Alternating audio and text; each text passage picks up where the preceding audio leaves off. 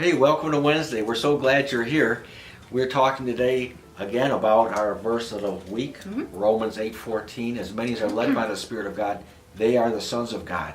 And we have another verse here just I wanted to bring to your attention. In the Old Testament, in 1 Kings 19, Elijah's having an experience. He's sad. He's gone through some tough times. Right. He's having an experience, and God shows up. But he shows up different. And Elijah sees an earthquake.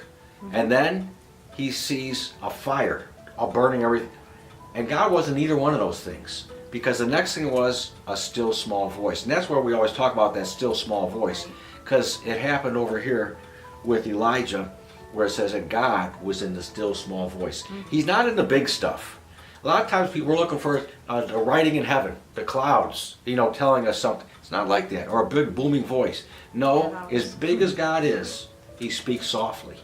Tell them that story that was so important, saved your life years ago. Right. So another story.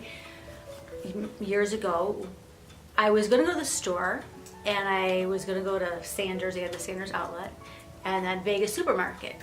And I was going to go to Vegas first, and then Sanders, because just the direction, the geographical direction made sense.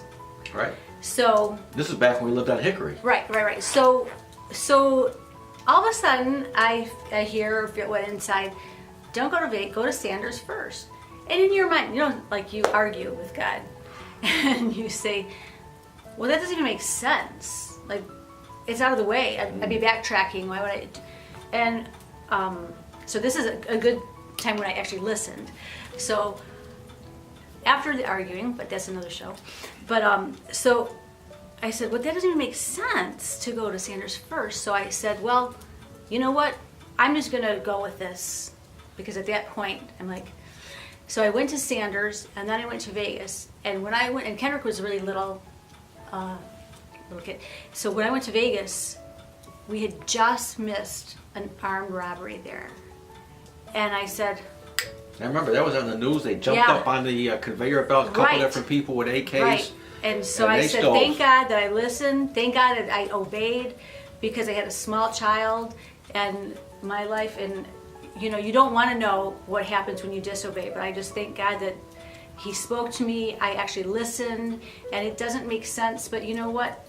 Just follow that voice. And it was it was a quiet. It was. A quietness. It was. And this is important. We want you to know, a lot of times you argue with what God's trying to tell you on the inside. We all do it. Work against that art. Don't argue so much. When you sense it inside, recognize, hey, that's God talking to me. And just follow it. You're a winner. Right. Victory belongs to you. Yep. We want the best for you, and so does God. So learn to follow that voice and have a great day.